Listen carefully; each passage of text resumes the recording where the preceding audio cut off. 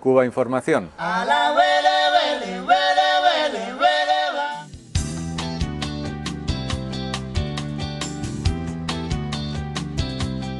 Enrique Ubieta, investigador, periodista y ensayista cubano, tiene un currículum difícil de sintetizar. Fue director de la Cinemateca de Cuba, también del Centro de Estudios Martianos de La Habana, y en los últimos tiempos se ha dado a la tarea de recoger la gran epopeya de la solidaridad médica cubana en América Latina a través de varios libros como Venezuela Rebelde y La Utopía Rearmada.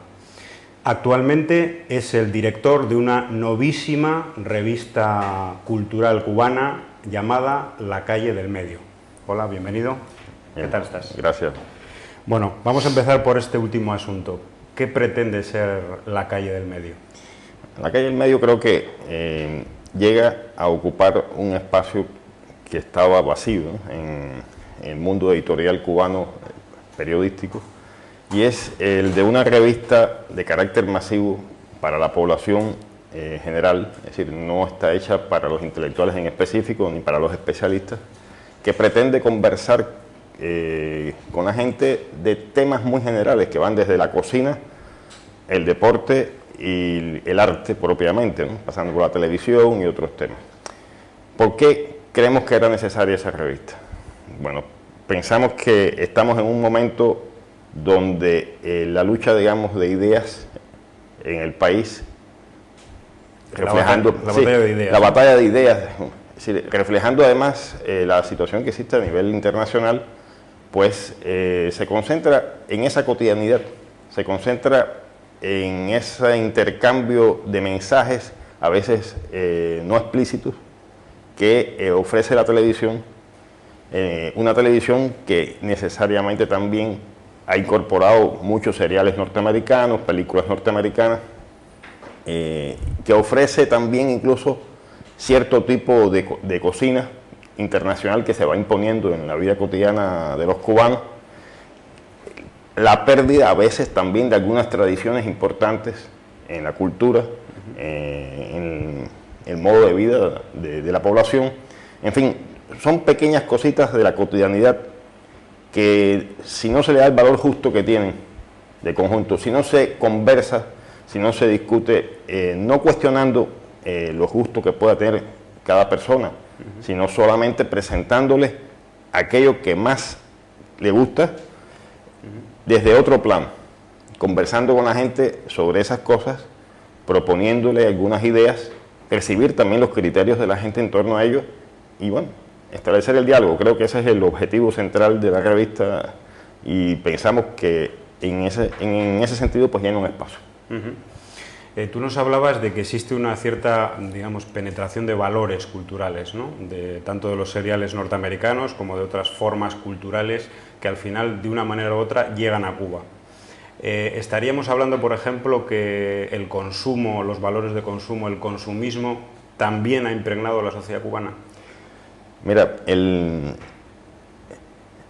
ninguna sociedad puede impedir, ¿no?, que la cultura oficial global, que no es precisamente la que emana de un gobierno revolucionario, porque un gobierno revolucionario lo que crea es un pequeño espacio contracultural, que apenas intenta poner ciertas barreras a esa cultura oficial global, que es la del capitalismo, que es la del consumo.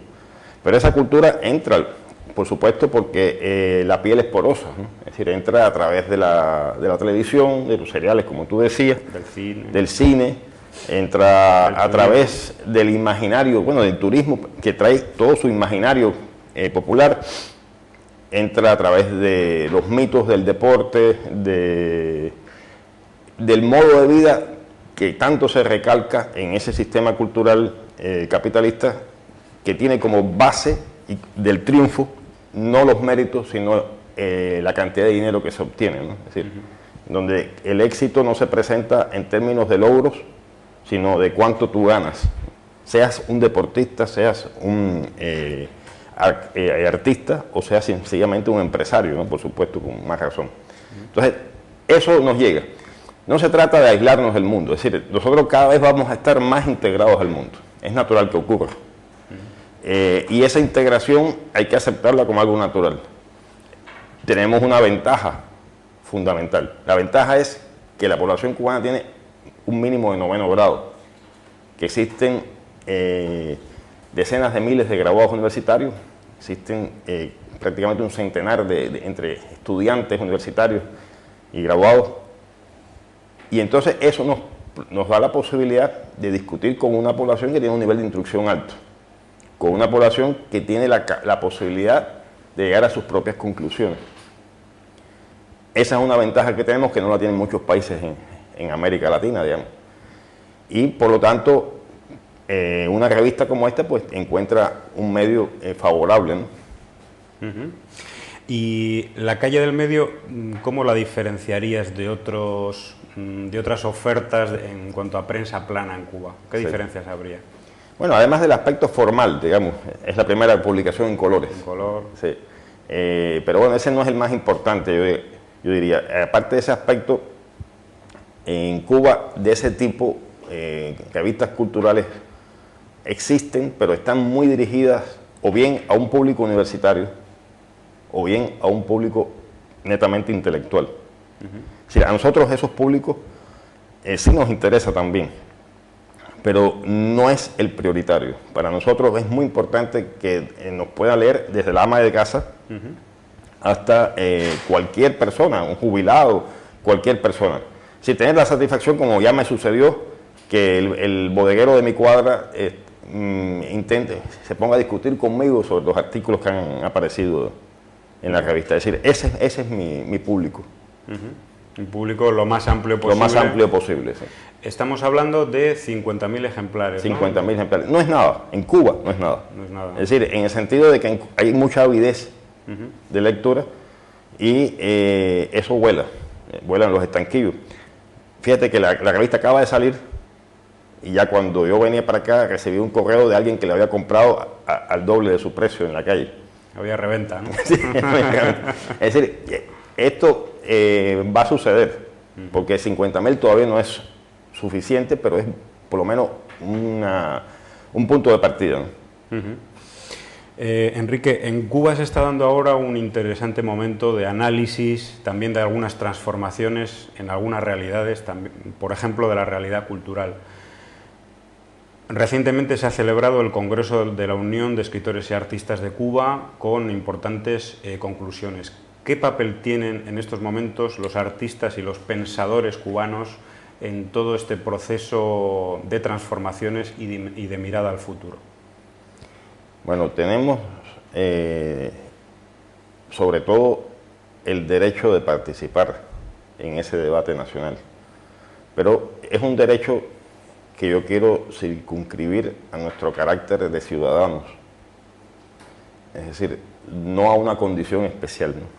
Es decir, nosotros no somos espectadores de una realidad y como espectadores no somos críticos que están fuera del juego, digamos, ¿no? Nosotros somos partícipes de esa realidad. Es decir, eso es lo que nos da derecho a ser críticos con ella.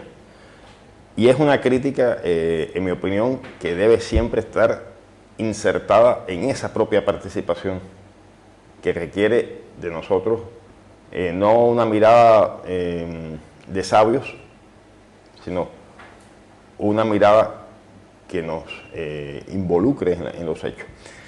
Yo siempre he pensado que el intelectual, que el pensador revolucionario, no puede ser nunca un pensador de gabinete.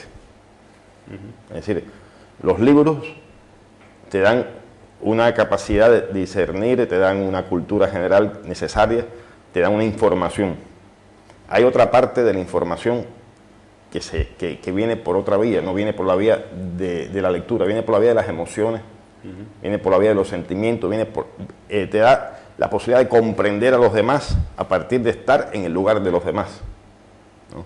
Y ese estar en el lugar de los demás no se adquiere en un gabinete de estudios, ¿no? Es decir, eso te obliga a estar en la calle, te obliga a participar, a ir a los trabajos voluntarios, a vivir la cotidianidad con todos, ¿no?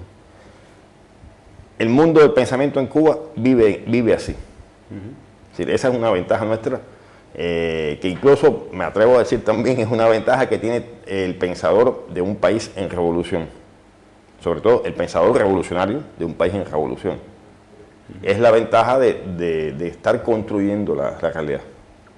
Nosotros, te repito, para sintetizarte la respuesta a la pregunta tuya, no tenemos un papel especial, sino aquel que la propia práctica nos da al involucrarnos en ella, ¿no? Y en ese tramo de acción, pues no somos pensadores, sino somos protagonistas también de los cambios. Como tales, aportar nuestros conocimientos, aportar nuestra información, aportar nuestra crítica y bueno, ser uno más.